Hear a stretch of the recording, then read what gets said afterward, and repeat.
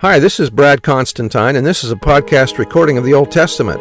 Although this is not an official recording of the Church of Jesus Christ of Latter-day Saints, every effort's been made to be as doctrinally accurate as possible. I'll be using for the text the Joseph Smith translation of the Old Testament, along with many commentaries from general authorities of the Church, BYU professors, Bible scholars, and others. This format will be very detailed, and so if you want a deep analysis of the Old Testament, you come to the right place. Thanks for your attendance. Hi there, welcome back. This will be for Daniel chapter 6.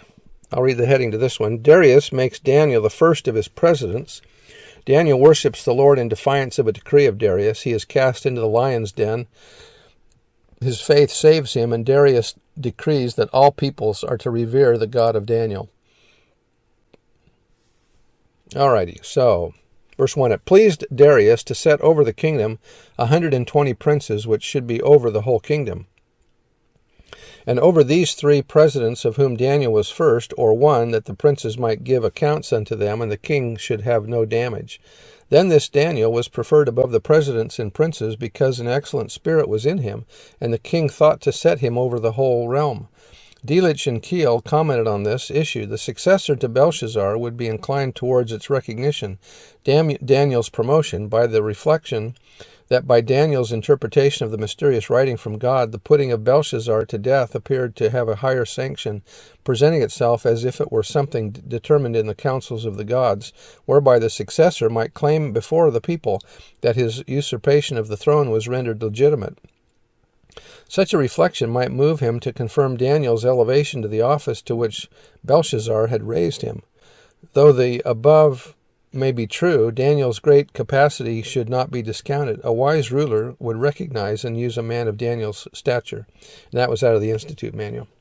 So remember in the previous chapter when Belshazzar put him as under him, then that made Daniel the successor, and that's why he's one of the presidents here. Verse 4. Then the presidents and princes sought to find occasion against Daniel concerning the kingdom, but they could find none occasion nor fault. For as much as he was faithful, neither was there any error or fault found in him. Then said these men, We shall not find any occasion against this Daniel, except we find it against him concerning the law of his God. Then these presidents and princes assembled together to the king, and said thus unto the king, King Darius, live forever. All the presidents of the kingdom, the governors and the princes, the counselors and the captains have consulted together to establish a royal statute, and to make a firm decree that whosoever shall ask a petition of any god or man for 30 days, save of thee, O king, he shall be cast into the den of lions. So it looks like the princes here are trying to appeal to Darius's vanity. Verse 8, Now, O king, establish the decree and sign the writing, that it be not changed, according to the law of the Medes and Persians, which alter not. In other words, it can't be revoked once it's been signed. Wherefore King Darius signed the writing and the decree. Now when Darius knew that the writing was signed, he went into his house, and his windows being open in his chamber toward Jerusalem, he kneeled upon his knees 3 times a day, and prayed, and gave thanks before his God, and as he did aforetime. So Daniel is praying to God, but he's also leaving the windows open so that he could be seen. Why did Daniel pray toward Jerusalem? In Solomon's dedicatory prayer over the temple, he referred to the people praying, toward the city which thou hast chosen, and toward the house that I have built for thy name. Also, the prophet Joseph Smith counseled the 12 apostles to make yourselves acquainted with those men who, like Daniel, pray 3 times a day toward the house of the Lord.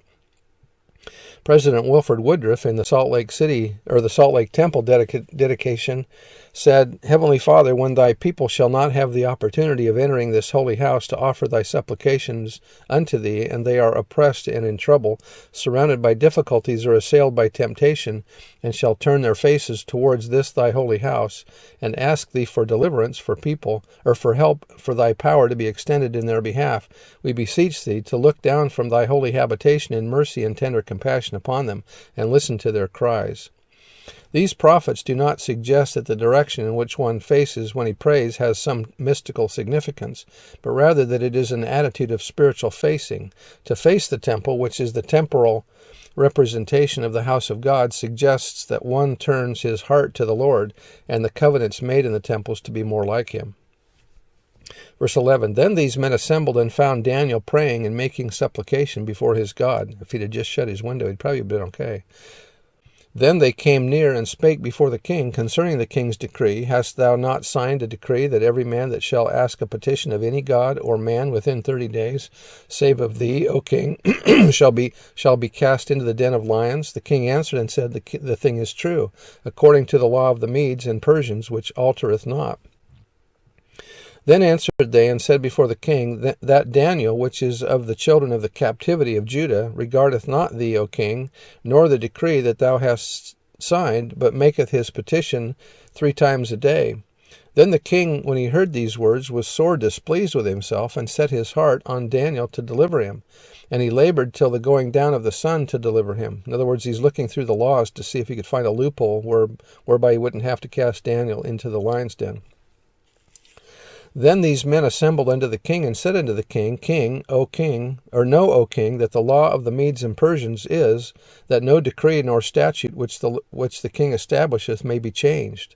The king has shown how powerless he really was. He had to rely on God to do that which he himself could not do. Then the king commanded, and they brought Daniel, and cast him into the den of lions. Now the king spake, and said unto Daniel, Thy God whom thou servest continually, he will deliver thee. And a stone was brought, and laid upon the mouth of the den, and the king sealed it with his own signet, and with the signet of his lords, that the purpose might not be changed concerning Daniel. Then the king went to his palace, and passed the night fasting, neither were instruments of music brought before him, and his sleep went from him. Then the king arose very early in the morning, and went in haste unto the den of lions. And when he came to the den, he cried with a lamentable voice unto Daniel. And the king spake and said to Daniel, O Daniel, servant of the living God, is thy God whom thou servest continually able to deliver thee from the lions? Then said Daniel unto the king, O king, live forever. My God hath sent his angel, and hath shut the lions' mouths, that they have not hurt me, forasmuch as before him innocency was found in me, and also before thee, O king, have I done no hurt. Then was the king exceeding glad for him, and commanded that they should take Daniel up out of the den. So Daniel was taken up out of the den, and no manner of hurt was found upon him, because he believed in his God. And the king commanded, and they brought those men which had accused Daniel, and they cast them into the den of lions, them, their children, and their wives, and their lions, and the lions had the mastery of them. In other words, they overpowered them, and brake all their bones in pieces, or before they came to the bottom of the den.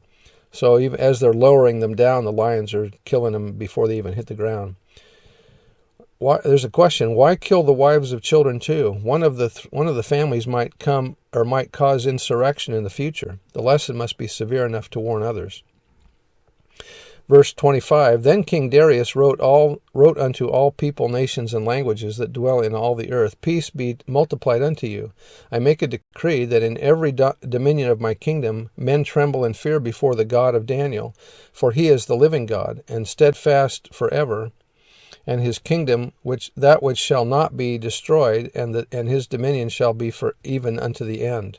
He delivereth and rescueth, and he worketh signs and wonders in heaven and in earth, who hath delivered Daniel from the power of the lions. So this Daniel prospered in the reign of Darius and in the reign of Cyrus the Persian. He had served 5 kings, Nebuchadnezzar, Evil, Merodach, Belshazzar, Darius, and Cyrus. Few courtiers have had so long a reign, served so many masters without faltering or without flattering any, been more successful in their management of public affairs, been so useful to the states where they were in office, or have been more owned of God, or have left such an example to posterity. And that was by Clark. Kind of similar to Joseph that was sold into Egypt, how he became second in command only to Pharaoh, and Daniel rises pretty high here too. Anyway, that's the end of chapter 6, and we'll see you next time. Bye.